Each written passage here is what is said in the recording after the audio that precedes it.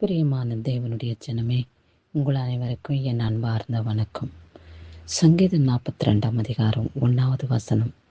என்ன வார்த்தையோடு கர்த்தர் நம்மோடு பேசுகிறார், என்ன வெளிப்படுத்த அவர் நம் மீது சித்தம் கொண்டிருக்கிறார் என்று பார்ப்போம்.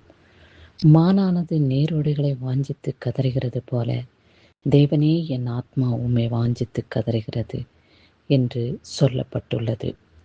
தாவீது ராஜா என்பவர், அவர் ஆடுகளை மேய்த்து கொண்டிருந்த அப்போதிலும் சரி, நாட்டை ஆளுகிற ராஜாவாக அபிஷேகம் பண்ணப்பட்ட பொழுதும் சரி, இந்த வார்த்தையே சொல்லி தேவனை துதிக்கிறவராக காணப்பட்டார். ஆண்டவரை நாம் எந்த முறையிலே தேட வேண்டும், எப்படி அவரை நாம் கண்டுபிடிக்க வேண்டும் என்று வசனத்தின் மூலமாய் நம்மளுக்கு அவர் வெளிப்படுத்தியிருக்கிறார்.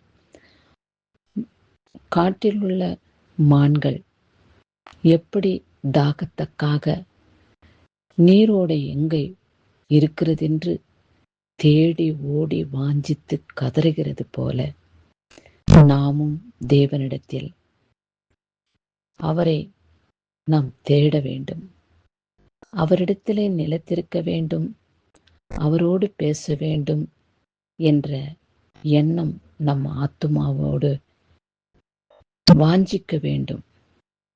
இதைதான் தாவீது ராஜா சொல்லியிருக்கிறார். மானானது நீரோடைகளை வாஞ்சித்து கதறுகிறது போல, நம்முடைய இருதயமும் தேவனை நோக்கி வாஞ்சித்து கதற வேண்டும். அப்படி நம்முடைய இருதயம் தேவனோடு இணைந்திருந்தால் அவர் நம்மோடு இணைந்திருப்பார். அவருடைய மகிமையின் கரங்களினாலே நாம் அபிஷேகம் பண்ணப்படுவோம். அவர் வல்லமையின் கரங்களினாலே நாம் ஏந்தி பரிசுத்தமாக்கப்படுவோம். அவருடைய பிள்ளைகளாக முத்திரையிடவும் படுவோம். இப்படி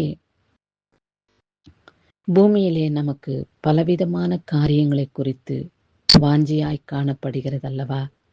நாம் யாரிடத்திலே சென்றால் நம்முடைய தேவைகள் சந்திக்கப்படும், யாரிடத்தில் சென்றால் நம்முடைய குறைகள் நிவர்த்தியாக்கும் என்று பலரிடத்திலே நாம் விசாரிப்போம்.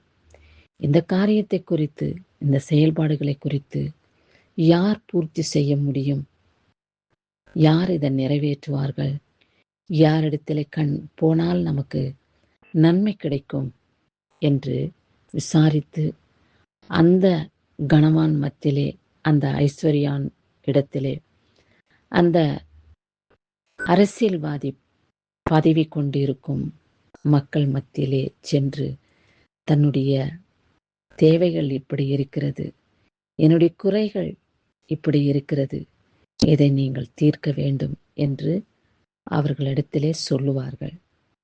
ஒருவேளை அவர்கள் முயன்றால் செயல்படுத்தலாம், இல்லை என்றால் இல்லை. அப்படி கர்த்தர் விட்டுவிட மாட்டார் நம்மை.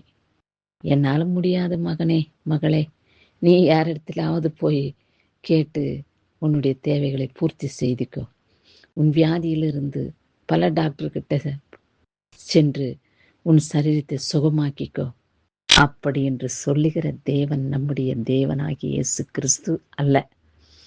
தம்மை நோக்கி கூப்பிடுகிற மக்களை, நம்மிடத்தில் வாஞ்சியாய் வருகிற மக்களை, தம்மிடத்தில் வாஞ்சியாய் வருகிற மக்களை அவர் ஒருபொழுதும் கைவிட மாட்டார். அவர்களுடைய ஆத்துமாவின் தாகத்தை தீர்க்கக்கூடிய தேவன் இயேசு கிறிஸ்து. அவரிடத்திலே சென்று நம்முடைய ஆத்துமாவை திருப்தியாக்கி கொண்டு, நம்முடைய ஆத்துமாவிலே அவருடைய கிருபையினாலே, அவருடைய வல்லமையினாலே நாம் நிறைவேற்றி கொண்டு இந்த பூமியிலே ஆசீர்வாதமாய் வாழ கர்த்தர் விரும்புகிறார். என் சகோதரனே, சகோதரியே, எந்த தேவைக்காக உன்னுடைய ஆத்துமா வாஞ்சித்து கொண்டு இருக்கிறது, அதை கர்த்தரிடத்தில் ஏசப்பா கிட்ட போங்க.